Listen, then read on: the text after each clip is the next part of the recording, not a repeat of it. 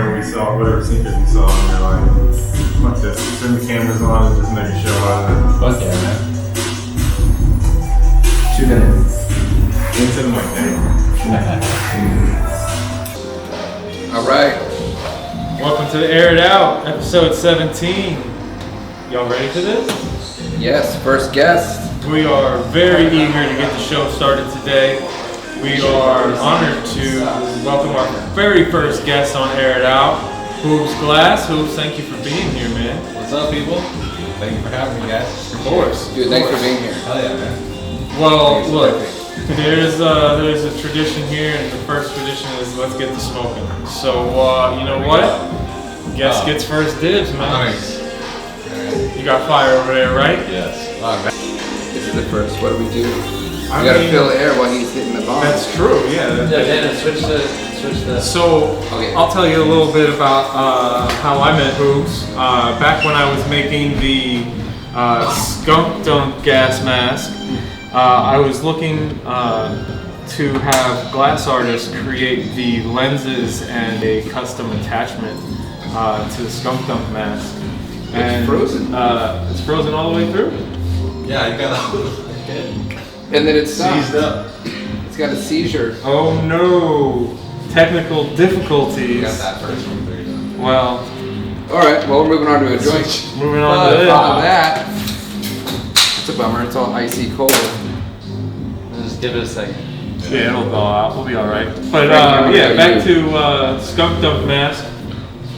If I remember right, I think you were swamped with work at the time, and you did a lens for the piece, and then Nerve ended up doing the actual pipe attachment. Yeah. But I've had the pleasure to be familiar with your work and get to know you over the years. And we were talking, it's actually been a couple of years since I seen you last at the BET experience. Yeah. So Crazy, man. Time flies. thank you so much for coming in.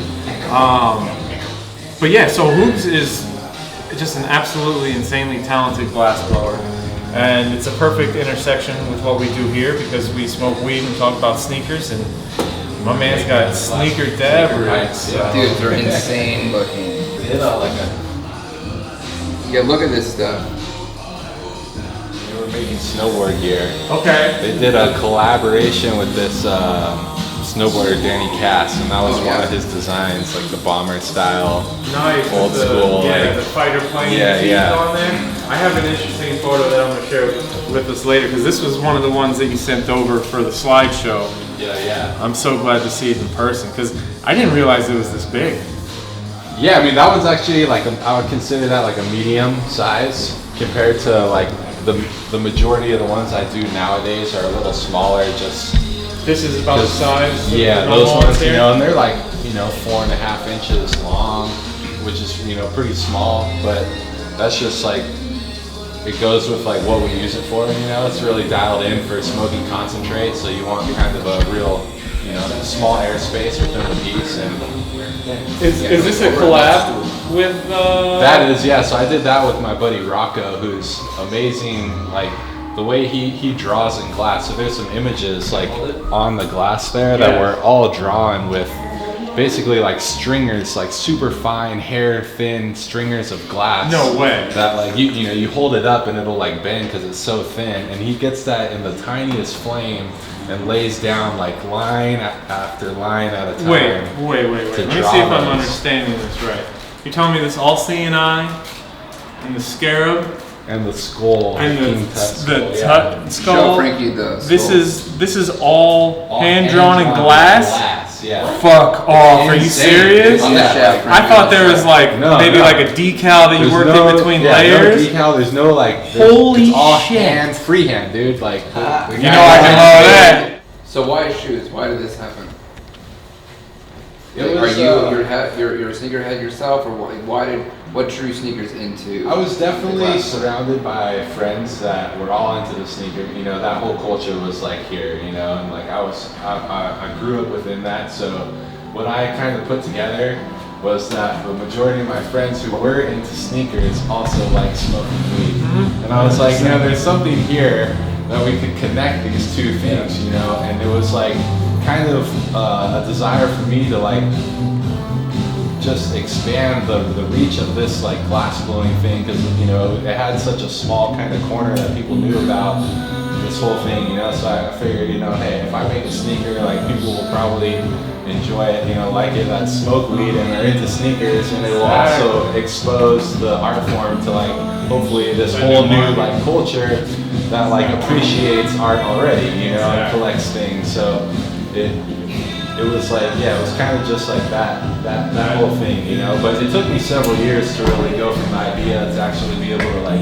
put it into the flame, you know. Right. And just like figuring it out. Like the first one, you know, I worked on for like 2 weeks, and the whole time, you know, I never really knew if I was going to be able to complete it, like if it was going to happen. So it was a huge experiment, and just to like, it was just a time in my career, I remember, where I was just like trying things like that, you know, and just like really trying to push myself and see. I've been blowing glass for like 10 years already, and Before I even made a first sneaker, yeah. And you know, it was just like me trying to push myself to do things that I've never been done, you know, or whatever, you know, and it worked out, you know. I was super pumped with how it happened, and because of the internet, you know, it's like I make that thing and I post pictures of it, and then it just like it takes off, you know, and people see it everywhere, and it became a thing, you know. I love that, because I can relate to that so much, because when I made my first sneaker mask, you said, I don't know if this is gonna work. Totally. I'm really just trying to like combine things and make art for the people that I know and care about, and like. And you have an idea, but you don't know what it's gonna look like. Yeah, you know? exactly. So yeah, when you finally pull that thing off, though, that's like so rewarding. Feeling. Yeah, and then to see it evolve. It's like, well, no, I can't remember if we asked you this off air or on air, so I'm gonna ask it again. About how long do you spend on these? The average shoe will take me like 4 days probably. Okay. Like 10-hour days on the torch. Yep. I have done some that have taken me like several weeks.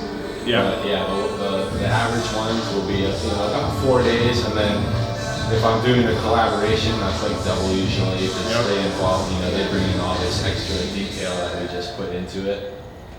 So it's definitely a time-consuming process, you know. In here, these are the Spizikes, classic colorway right there. Those ones were fun, man. That was a challenge. What you do with the outsole, which I think most people would find completely unnecessary. Yeah. Yes, You but know the distance of like recreating like iconic shapes and logos and like looking stuff.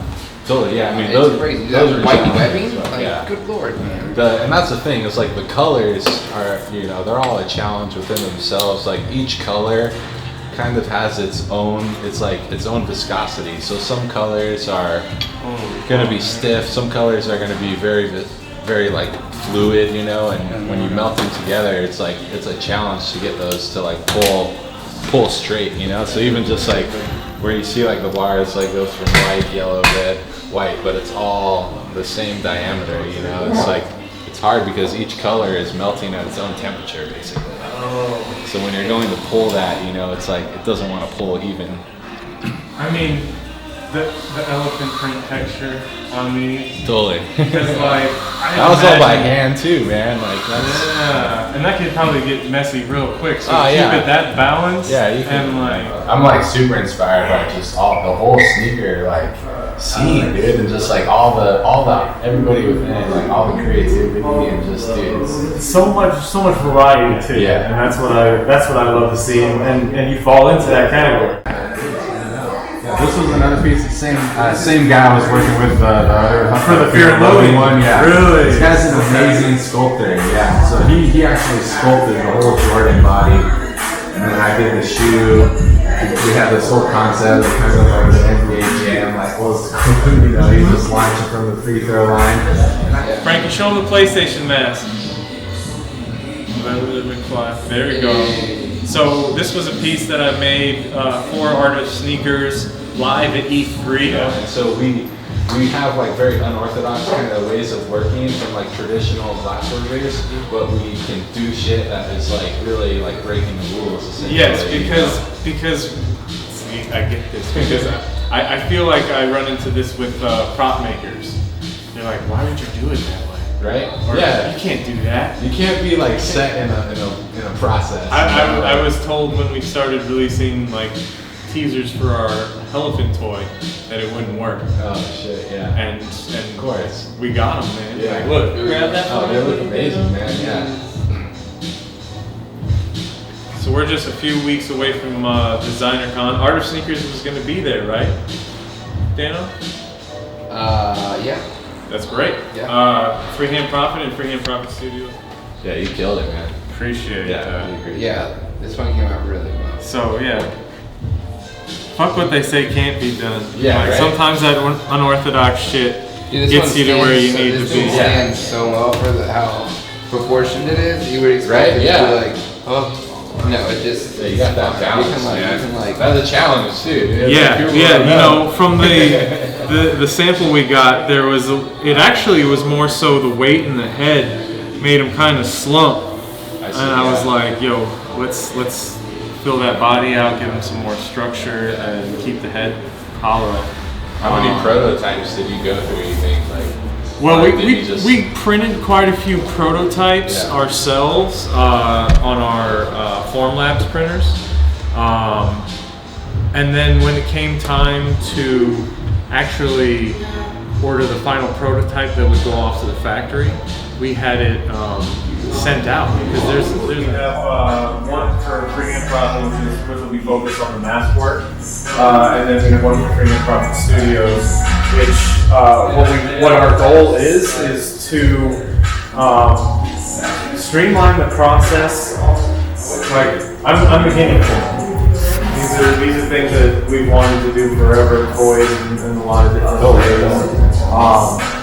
But we want to be able to offer these manufacturing services to other artists that are being overlooked, that are really talented, that like the big toy companies just can't get to. And I've always had to like pave my own way, and I'm trying to make it a little bit easier for the other folks that I see. From then to now is like, I could never imagine like the scale we've got to, but yeah, it's like because of the pipe makers and because of the whole culture and everybody, it's like it's evolved, and now we have these companies pushing the medium, creating new colors for us, so. I love that. I love that, and I think something that Betsy is always telling me. She reads a lot about the history of marijuana, and that is that the reason the plant is so strong and diverse is because it was forced underground. All these plants that we see that have been homogenized, like the fact that there's actually many colors of carrots out there. But what do we know? We know orange carrots because that's what they give us. Yeah. But because marijuana was underground, we developed all of these different strains, and I gotta. It seems like I'm hearing that's similar carrying over to the glass world. Oh, that definitely. now that it's a little bit more, it's kind of out of the underground. You guys, like, it's still a subculture. Yeah. And I relate to that with the graffiti thing. Yeah. But in the sense of like, it's not just. It's very Not just polarizing underground. to like Yeah. graffiti, Oh, the times have changed that type of thing, because the times have changed for sure, but it's like, we're still not at a federally legal level.